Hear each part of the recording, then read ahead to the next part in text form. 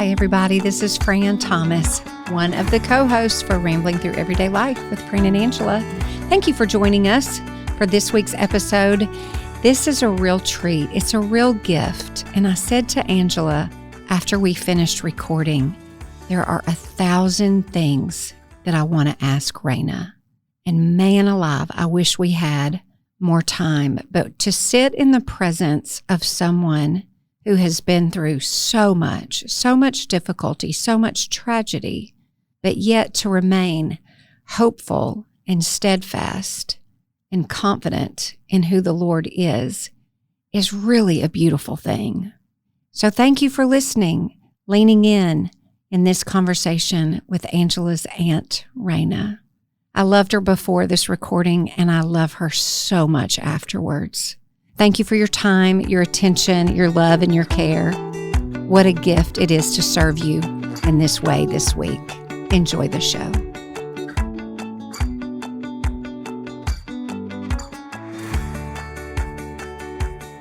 All right, everybody, welcome back to another episode, Angela, of Rambling Through Everyday Life with Fran and Angela. I'm just going to say one thing about this blasted weather, and then we're going to move on to why we're here. But I'm over the heat. Mm-hmm. I'm tired of being hot. I will walk 20 yards and start sweating.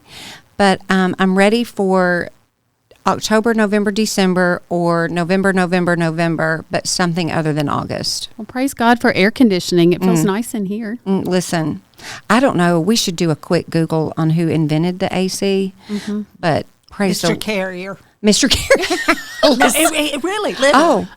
Of course Mr. you know. Carrier. Well, Mr. Carrier, whoever Mr. Carrier is, that's why they're all named that. Exactly. Uh-huh. Rayna, listen, no of course idea. you know everything. But it's time to move on. This has been an oppressive August. It has been bad. Mm-hmm. But today, we are in the air conditioning. We are.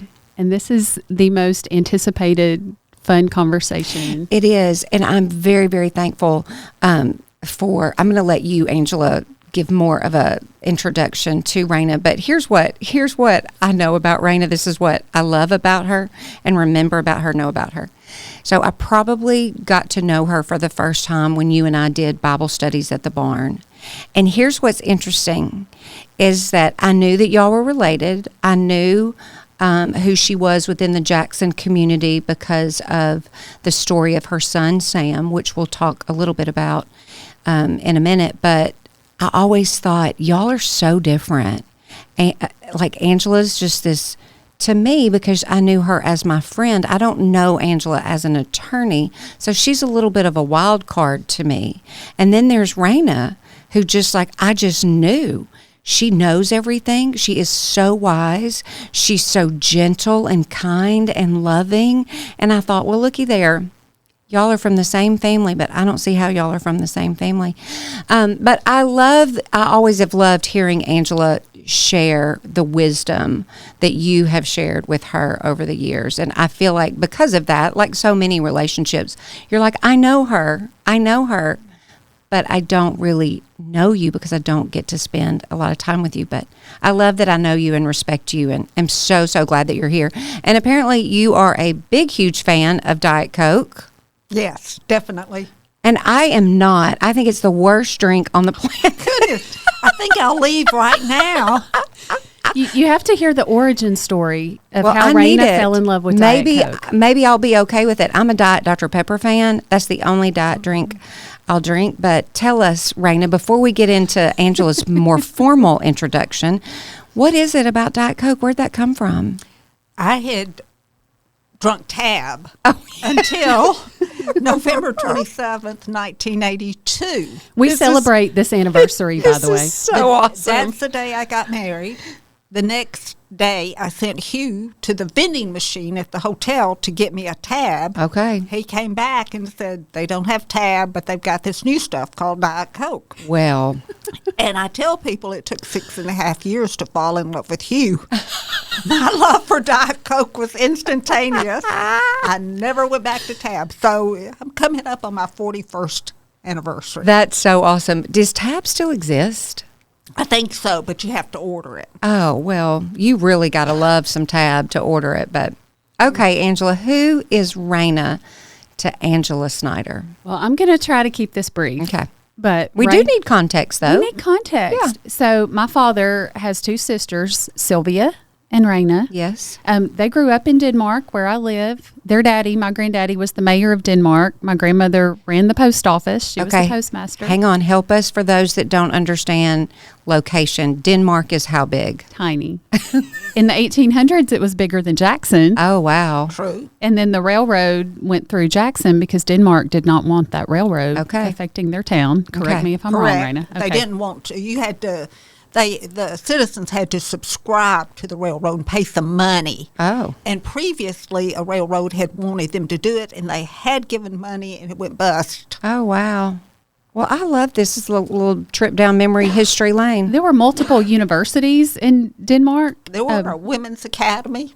It was big. Okay. It's a big deal. Mm-hmm. And then my granddaddy was the mayor. He ran the country store. My grandmother had the post office next door.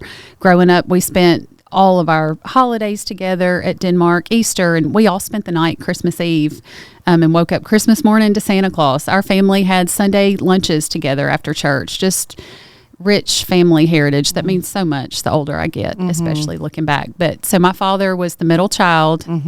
Sylvia's the oldest, Rayna's the youngest, and my grandmother had 3 children in 3 years. 31 months. Oh, which God. is a little less than 3 years. That's a lot. Oh, God bless her soul. Yes. That's a lot. You had 2 really close together. 15 months, but Yeah. that's insane. So I have the privilege of having Aunt Sylvia and Aunt Rayna in my life from day one. Every moment that matters, they've been there for me my whole entire life.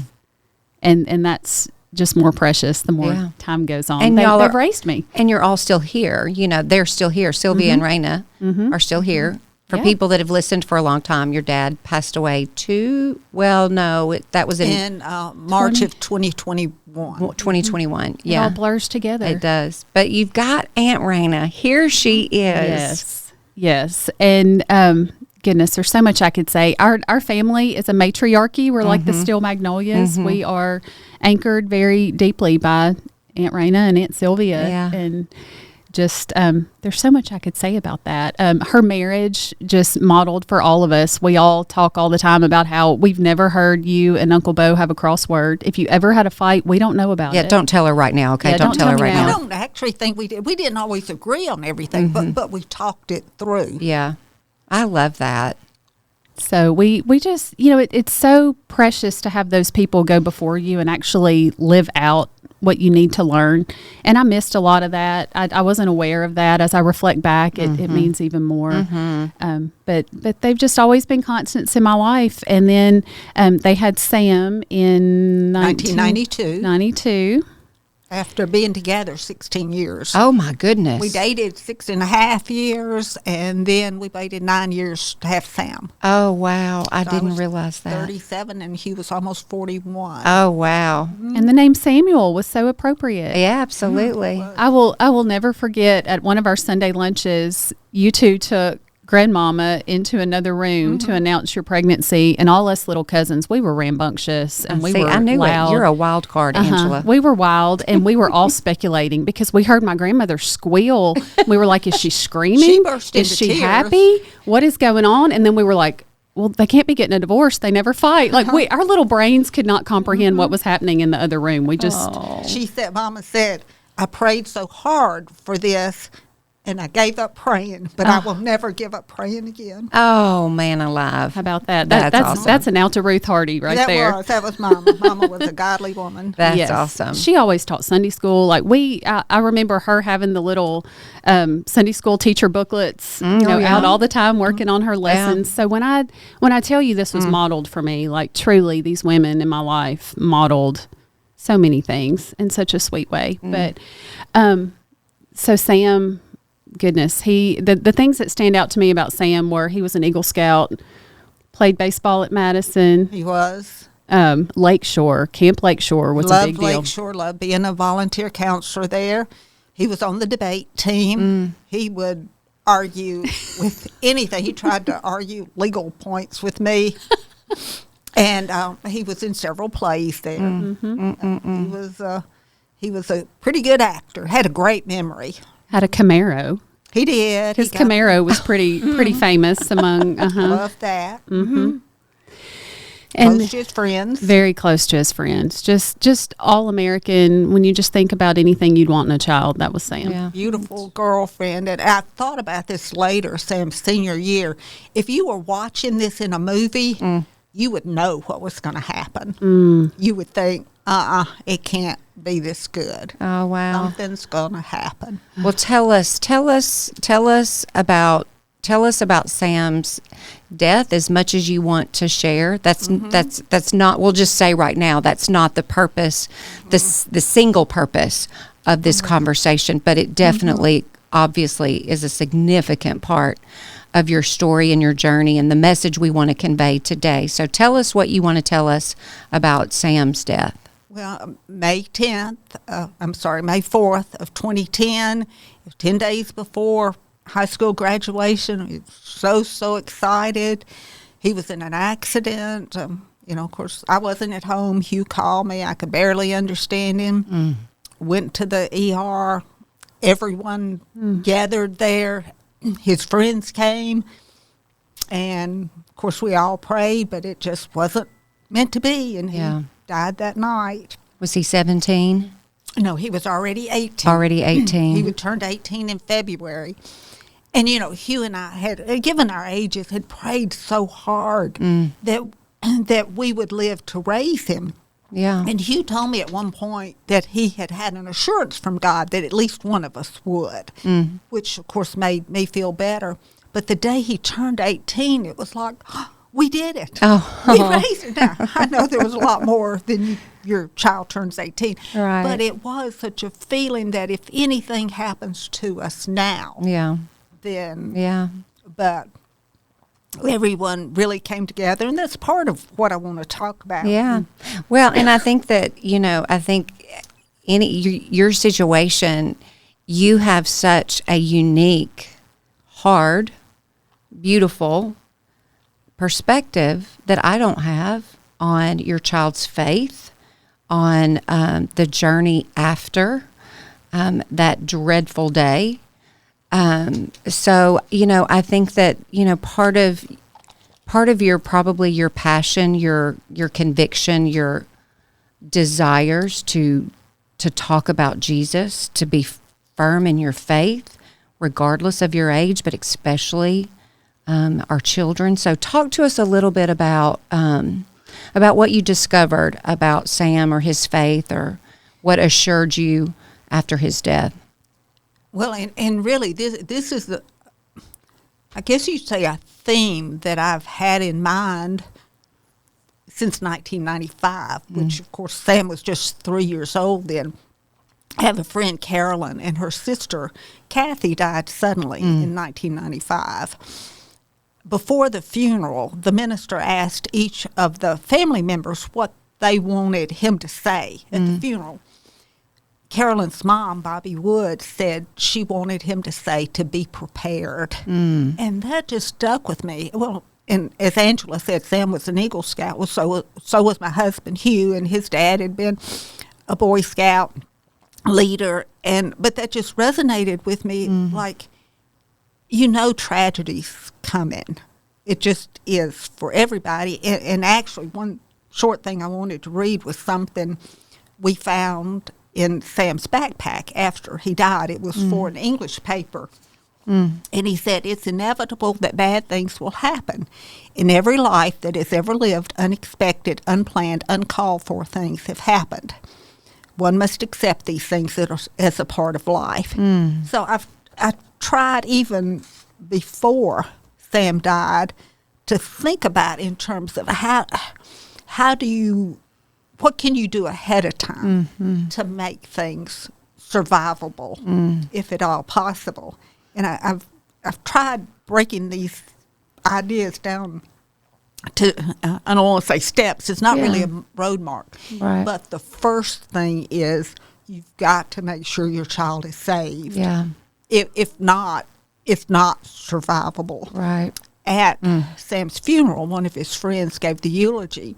One thing he said that stuck with me, he said, "What if you were Sam's friend?"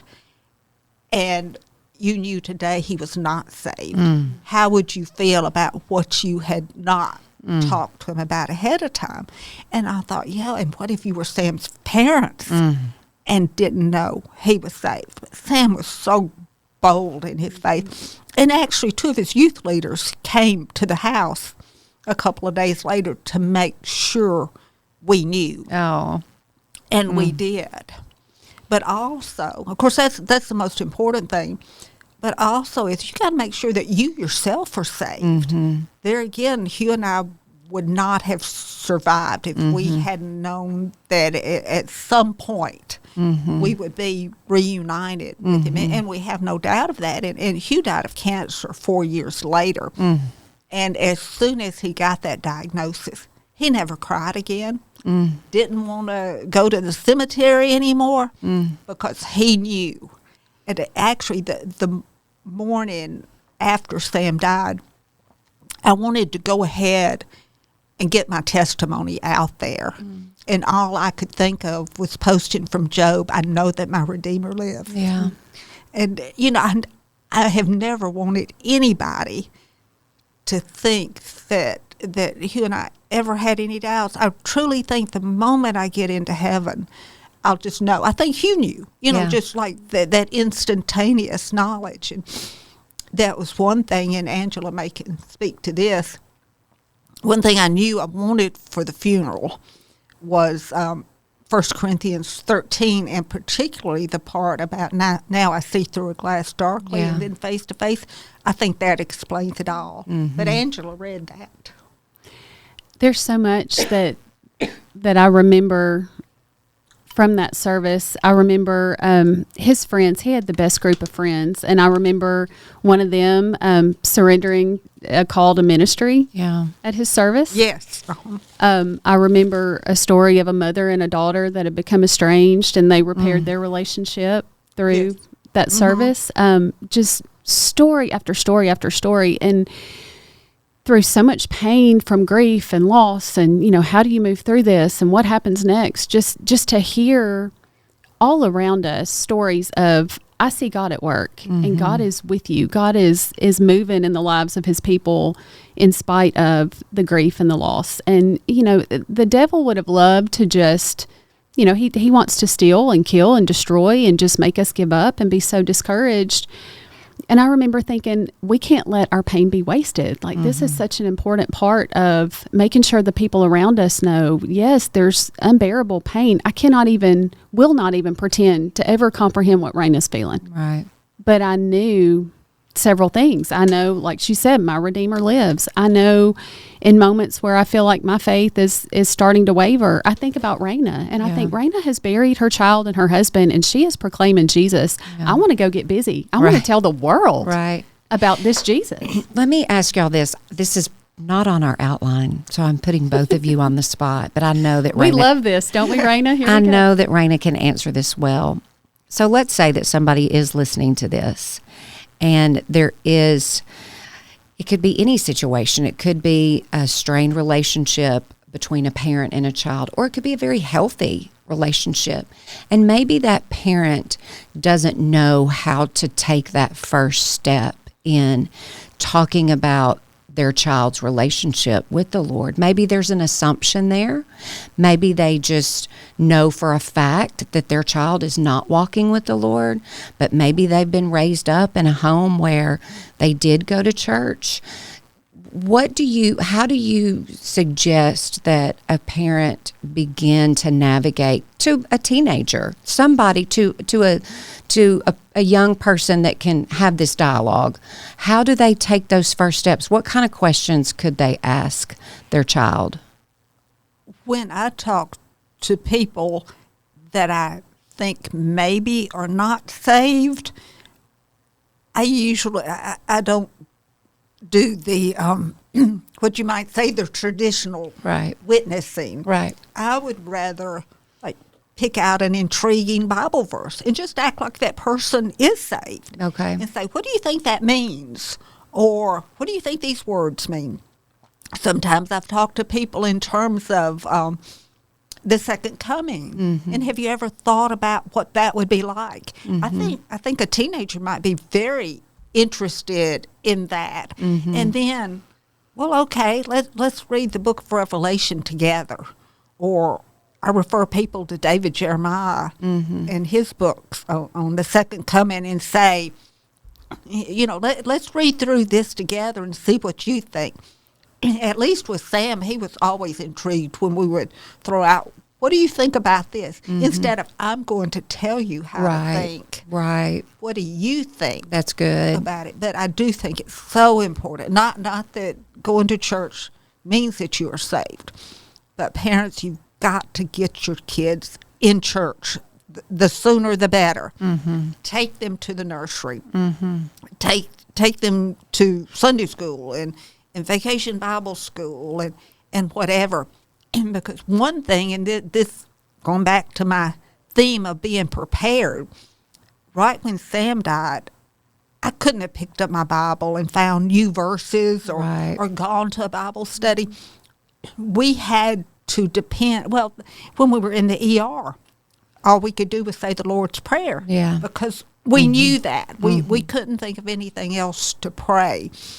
There have been songs, I bet for a year, before I got out of bed, I would sing to myself one day at a time. That's all I'm asking. Yeah. At Sam's funeral, I knew I wanted Because He Lives sung, because I knew that song, and that's what I wanted to say. Yeah. Yeah. Well, that's part of preparation is, I don't know. I think to be prepared, you have to have something. That's what being prepared is. It is. It's got to be in you. You're not, as we talked like before we hit record, you're not flying by the seat of your pants. You're not flying blindly. You have something to rely on. Right. It may not be the death of a child you're going to face. It could be loss of a job, going bankrupt, could be a spouse cheating on you, a divorce or whatever.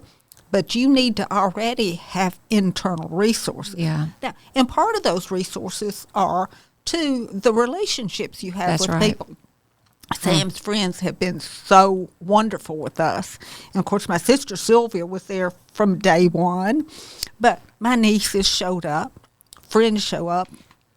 There's an older couple in Jackson, Billy and Jessie Spain, who lost their daughter years ago. And they have, well, Billy's dead now, but they were at they came to the hospital that night. They really provided kind of a roadmap for us. They have always showed up for people. And I think that's the key.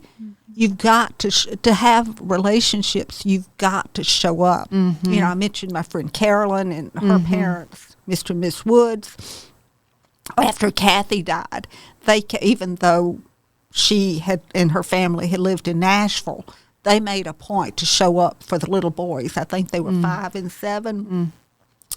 When her brother-in-law eventually remarried, they brought the new wife into the family. Especially Miss Woods models such love for that family. And Carolyn and her husband Brad still, they show up for people. And not that it's a tit for tat, but if you're not there for other people, it's hard to develop the kind of relationship where then they will show up for you. Right. Because you're just not part of their lives. Right. I've heard Angela talk about, and I don't know if this was before Sam's death and then Hugh's death or if this was after, but I've heard Angela talk about different things that you're involved in and that you're very passionate about. Yes. And that's an extension of community and people. So how was that helpful to you? Was that too much to step out and start being involved? Or was that, this is my passion, this is now my purpose? Did it already exist? Tell us the value and the importance of that. There again, I was already involved in things. Not that you can't get involved with things later, but it made it easier. Now, one new thing was some of the parents of Sam's friends set up a scholarship fund in Sam's memory. So we give that every year. He went to Madison Academic, so $1,000 to a Madison Academic student and $1,000 to another high school senior in Madison County. But as Angela said, we were raised in Denmark, and it's got the historic church and cemetery.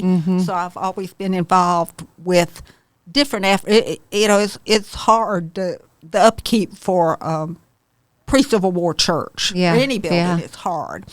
One thing we are doing October 22nd, which is Sunday afternoon, we're going to have a cemetery walk.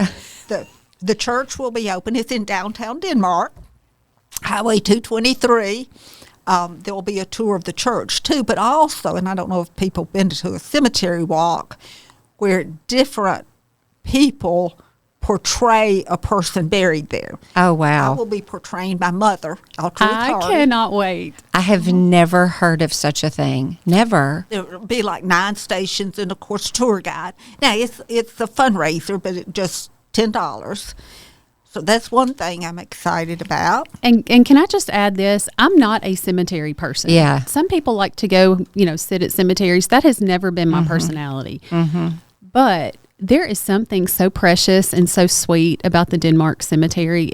It's peaceful. There's huge trees. It's like a park setting. It is. And there again, I think our family may be unique with this. And I have friends who will say they can't believe how easily I talk about, well, that's where I'll be buried. Or, right. Right. Just we've always, and we have had a lot of deaths in our family. Okay, I have to ask this. Let's push pause for just a second, because Angela, I've never considered this. I've never thought to ask you this. I don't know where your mother's buried. Do you go to your mom or dad's graveside? I have, I'll just say this, I have not been to my dad's yet. And I'm sorry for putting you on the spot. No, you're fine. And it's in a totally different location. It's on the north side of town. And I'm just, we grew up playing, as silly as this sounds or weird to some people, like we grew up playing in my grandparents' front yard, that in the church is immediately across the street. Down the gravel road is the cemetery. We just grew up like that was an extension of their yard. Right. We did too. Yeah. That is home to me. Yeah. My dad used to squirrel hunt back there, and Yeah. now we own the farm that's adjacent to the cemetery. Right. So my sisters and I have a joke that if it fills up, we'll just hop the fence and dig graves on our farm. Exactly. But my mother is buried there in between or beside Mom and Daddy. Yes, she's beside. Oh, When I've she- never known this. And she died unexpectedly in a car accident in 98, and the thought was, well, where will she be buried? Yeah. Her siblings thought Nashville with their parents, and we all said no. Heavens no, that's not You know, what's going to happen. Mom and Daddy just adored her. Oh, that's so precious to me. So it's lined up. It's And Mary then- Nell, Daddy, Mama, me. I've already got my answer. yeah, okay. I do not like seeing her name on a headstone. Oh, it's Sam. already there. And Hugh. Yes. And actually, there was one, we didn't know this, but a friend told us that Sam wanted to be buried in between Hugh and me. Usually you have the mom and the dad and then the child. Yes. So he is buried between us. And Oh, as odd as it all sounds, it's so beautiful at the same time. it makes it more palatable. And then I'm involved with the Step Ahead Foundation of Okay. West Tennessee. This is important because people don't know about this. They really don't. We're a small agency. And right now, with all our social issues, you think there is no middle ground. And I think that on so much. But especially the pro-choice, pro-life movements, you think there's no compromise. This agency is, because we provide reversible birth control for women. Okay. And, we can provide transportation. This is all over West Tennessee except Shelby County. And we provide a lot of the information. We work with young girls on empowerment. If you can not get pregnant, Right. the issue of abortion That's right. never comes up. We have people, we don't even know, for the most part on our board, which side. There are no sides. Right. Except just being pro-woman. Well, then Thursday, September 7th, we're having our 4th annual vintage ball. It's at the barn. It's a great girls' night. Yes, and It's it's so just fun. women. You dress up in vintage clothing. We have a Miss Vintage Ball. We have a silent auction. And we have a little parade. It's just a real Aw. fun. And there are no men to mess it up at all. Oh, this But is so funny. We still have very few. Last year we sold out. We had people calling the day of trying to, and we couldn't. But it's on Eventbrite, a step ahead Okay. of Foundation West Tennessee Vintage Ball. Okay. It's just a really good time, and it's at the barn for the first time That's this so year. great. Isn't that so fun? Yes, that's It so is, sweet. but I do think you've got to have something bigger than yourself. Yes. You can't just focus on yourself. Okay, let's talk a little. I love the fact that, listen, Angela's probably told you this 1,000 times. You could write a book about this whole, it's not an idea. It's really a belief that we have to be prepared. Exactly. We have to be prepared. And I love that in that preparedness, and it just breaks my heart that you lost Sam, and then four years later, you lost your husband. Mm-hmm. But your marriage was clearly very strong, and you both have spoken into that. And I think it's just so precious. I never heard them fight.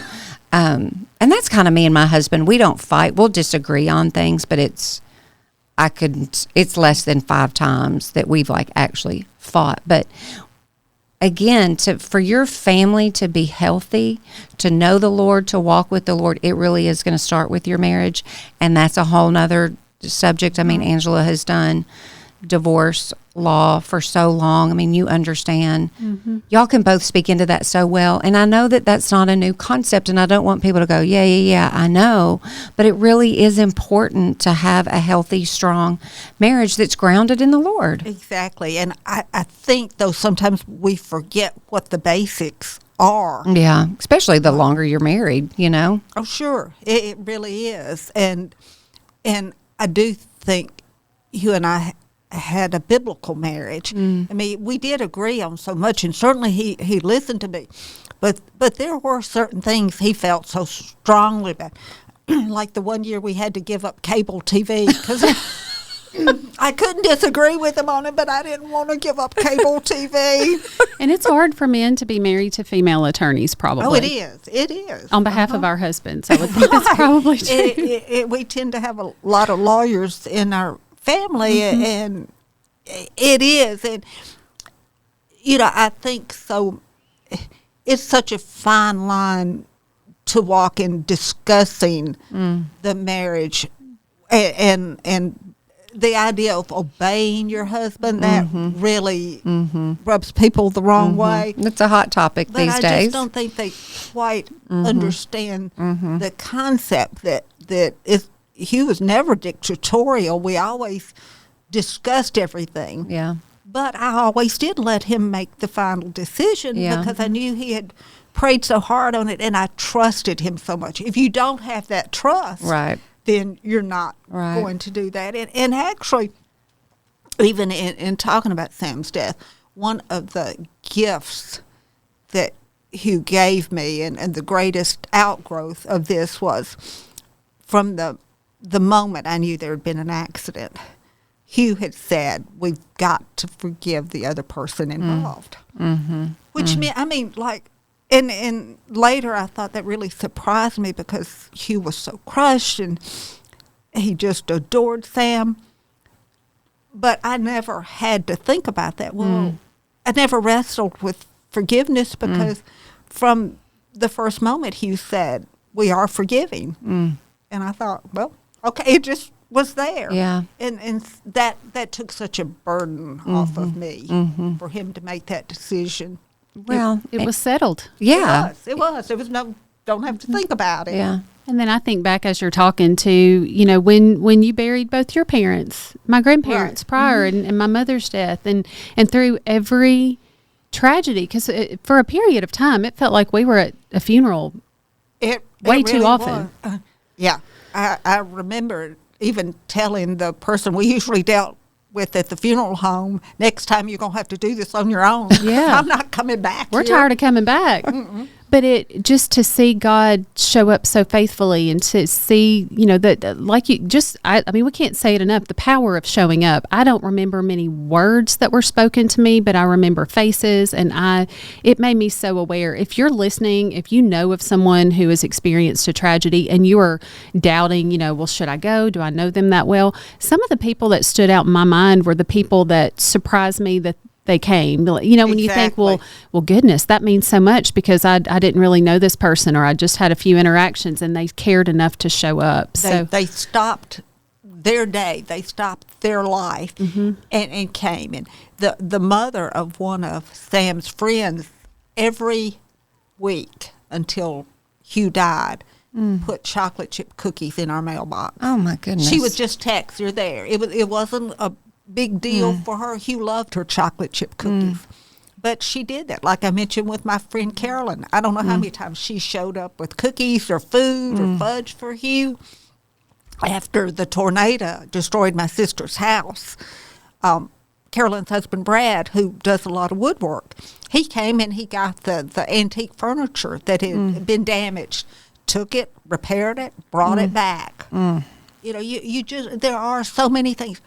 And I'm a card sender. I know a lot of people send text, but I kept all of Sam's cards that had notes or Hugh's cards. And, you can buy a box of cards at the Christian bookstore and a roll of stamps and just write a little note. Well, you have that forever. You do. You can read them anytime. I recently cleaned out a desk drawer and kept all these cards over the years for different reasons, and I thought, a text, you can't put that in a cute little basket. You really, no, you can't. I've got cards from Mama. I've got cards from Hugh's parents, too. I know we can't speak in general terms for everybody who's experienced loss, obviously, but just from your perspective and from mine, I can speak from that. People can be really awkward bringing up the person that's, and I don't want to say we've lost. We know where they are. They're in heaven. Right, we know exactly where they are. But for me, and I want to know how you feel about this, I love with my whole heart when anybody brings up my mother or my dad. You can see, I mentioned to you and Fran both that this past week, I met a lady or reconnected with her at our barn at an event who was friends with my mother years ago. I immediately looked in her face and knew who she was. She hugged me. We shared stories. She told me about some things. But there is nothing sweeter to me than to hear, because over time I start to panic thinking, what if people stop talking about her? What if it's been 25 years. So how do you feel about that? I know we can't just generally say this for everybody, but I think probably it applies to a lot more people than not. I think so. I love for people to mention Sam's name, to tell me a story. I still occasionally get a photograph that somebody found that had Sam in it. But even like you say, with my own mother and father, my in-laws that I was so close to, your dad, your mom, when people say something to me about them, I love that. But I do want to tell people that it's always okay to say, I don't know what to say. Yeah. I've had people say that to me. I had one lady, and this card meant so much to me. It was sent maybe about 6 months after Sam died, and she said, I've had this card on my desk for 6 months, and I didn't know what to say, but I finally decided just to send it. Wow. I thought that was just perfect. Yeah. Do you remember, because that's something else, people are so awkward and will blurt out things and think, why did I say that in the line at the visitation at the funeral home? What's some advice just for somebody that's worried about saying the wrong thing, or that's prone to just feel compelled to say something life-changing? That's not our time and place. No, it's really not. And so many people, I'm so sorry, I love Sam, we love you, just words of encouragement. Now, and I want all of this to be very positive. I will say that one of the few only negative things, and I know this person didn't mean it to be negative, but she wrote and said, I hope you don't wish you hadn't had Sam. Oh, my goodness. And I thought, no. And it was someone who should have known us well, and I thought, how can you know us as well as you do and think that, we would have, if God had said on the front end, you can only have 18 years, we would have, if he had said 16 years or 10, whatever, Right. we would have taken that. So and we had a couple people to say, I hope you don't lose your faith over this. Yeah. But that did give me an opportunity to write back and say, no, we're not losing our faith. I really have tried from the beginning, if I could, to let people know that our faith was unshakable. It still is. That's not that there's not grief and crying, and you do wonder why. Like I said, I'll know once I get to heaven, and that's not a big part of me. But you do. You always miss that person. Sure. They're always part of your life. But that, what kind of faith do you have if something bad takes it away? It's really not faith. That's when you need your faith. The power of the Holy Spirit is so clear to me when I'm around Rayna, having these if y'all could see us on video, I've got this big goofy grin on my face, and we're talking about some of the worst moments of our lives. But our faith is so real. It is. It's real. But as Angela said, about my own parents, really, with her parents, they've all modeled their faith for us. Yeah. So we didn't go into this unprepared.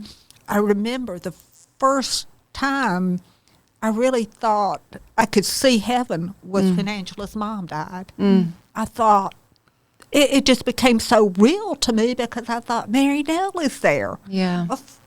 Of course, heaven is more than just an abstract concept.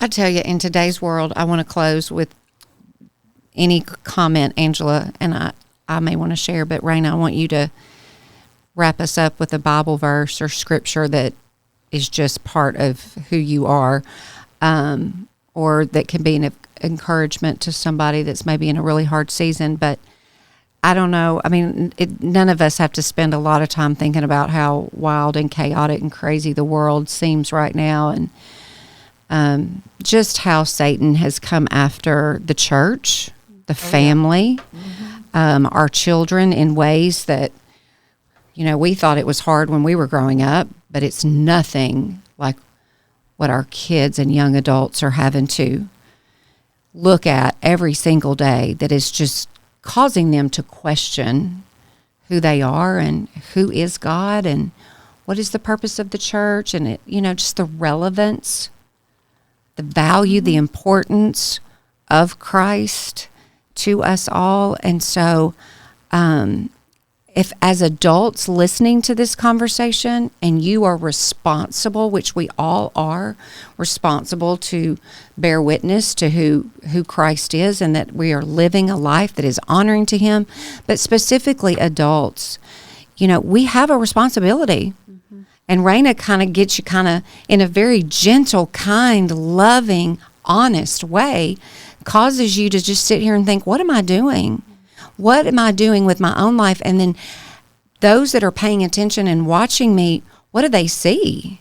And it's kind of like, okay, everybody just kind of straighten up for a minute and really examine, am I a believer, and what am I doing that is modeling this faith for my children and anyone else that's paying attention? Because there comes a time when we're gone. We're not going to be here. And what have we left behind for others? Well, I think about several things. I think about, if we just would remember the victory that we have. Jesus wins. We can't change that story. We don't want to change that story. Our time here is so short. The book I misquote often, the title, Praying Like Monks, Living Like Fools. I finally remembered the title, Tyler Staton. I love what he says, because if you're listening and you're thinking, okay, Angela and Rayna and Fran, our faith is unshakable. Yes, we've said that. Are we doing that perfectly? Are we experts at this? No. But here's what we know. Keep it simple. And this is from that book. Remember who God is. Remember who we are to God. Remember who we are to each other. And I think Rayna will agree. Like that's literally what we do. It's renewing our mind. God is God. Yeah. we are everything to him, and we have to have each other. Yeah. And it really is that simple. That's so true. And as you say, our faith may be unshakable, but we do have our own bad times. And the worst for me was right before Hugh's diagnosis, when I knew he wasn't feeling bad, but I didn't know what it was. And several weeks later, we got his cancer diagnosis, but he didn't really want to do anything, and he was emotionally feeling bad, and I had a few other things to happen. It was a Saturday before Mother's Day, and it was one of the few times where I've just gone and I opened my Bible and said, God, just show me something. And he took me to, and this is my go-to verse, 2 Timothy 4:17. Paul is in prison. People have abandoned him.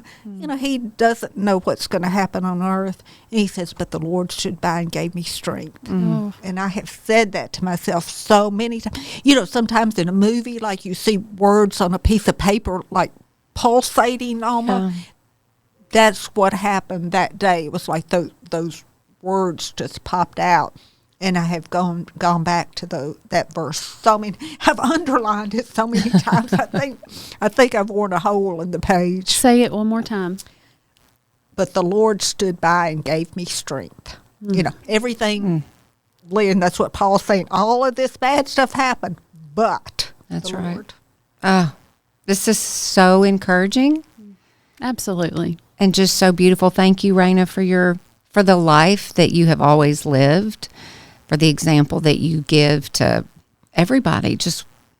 I'm not going to cry, but I could. Angela, wrap this up. It's just beautiful. Rayna, I love you. You're my hero. Oh, I love you too. Okay, everybody. Oh, my goodness. These are happy tears. We They have are hope. We just grieve with hope. So sweet. Okay, thank you for listening to this episode of Rambling Through Everyday Life. We love you guys. And as always, if you have questions about anything that we've said, please contact us and we'll do our best to point you to the Lord. All right. Have a great week. We love you guys.